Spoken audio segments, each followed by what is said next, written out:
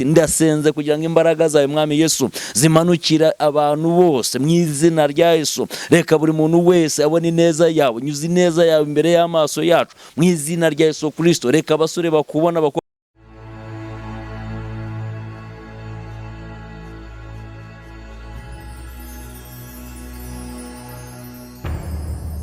Yesu nashimwe cyane bavandimwe, nguhaye ikaze wo nkurikiranye. Imana iguha umugisha mwinshi mu izina rya Yesu Kristo wa Nazareti. Uyu mwanya mwiza twinjiyemo ni umwanya tugiye gusenga, ni umwanya tugiye kuganira ijambo ry'Imana. Ariko mbere ya byose unyemerere twinjire mu mwanya wo gusenga, dusenga n'Imana. Kandi nzi neza yuko Imana ishobora byose, ibasha gukora ibiruta iby'abana b'abantu bakora. Imana ifite imbaraga muvandimwe zo kugukura ku rwego rumwe ikagushyira ku rundi. Ijambo ry'Imana rirambwira ngo musengesha umwuka iteka mu buryo bwose bwo gusenga no kwinginga. Wasenze ntacyo wabura. Mu gusenga niho hari byose. Mu gusenga harimo kwambikwa imbaraga mu buryo bw'umwuka.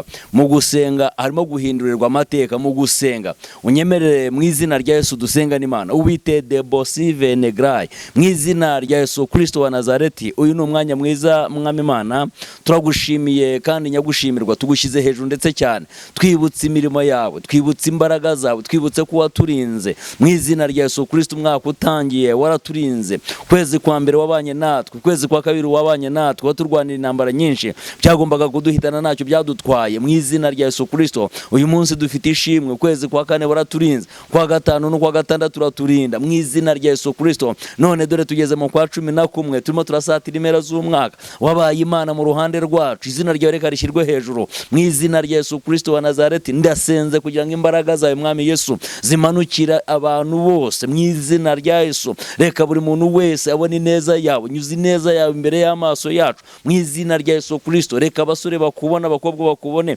ababyeyi bakubone mu izina rya Yesu. Reka abantu bose bakubone, imbaraga zawe reka mu izina rya Yesu zimanukira abantu. Ndasengera imitima y'abantu mu izina rya Yesu. Ndirukana imbaraga z'umwijima, ndirukana ikibi, ndananiza imbaraga z'abazimu n'abadayimoni, ndakubita hasi bitabosika mu izina rya Yesu, bitavuga Imana. Ndeyura igicu cy'umwijima mu izina rya Yesu. Ndahamagara imbaraga z'umwuka wera, ndahamagara gukora kw'Imana, ndahamagara ubushobozi bw'Imana, ndahamagara icyubahiro cy'Imana, ndahamagara ubwiza bwawe mu mitima y'abagukunda mu izina rya Yesu. Abazi izina ryawe mwami Imana, abamenye ukuri kwawe. Ijambo ryarambwa ngo tuzamenye ukuri, ukuri kuzatubatura, ngo kandi umwana natubatura tuzaba tubatuwe rwose mu izina rya Yesu. Reka ubatura abantu mu byaha, batura abantu mu byaha, batura abantu mu ngo ya karande, batura abantu mu businzi, batura abantu mu busambanye, batura abantu mu ngo y'ikibi mu izina rya Yesu Kristo, batura abantu mu bukene mu izina rya Yesu.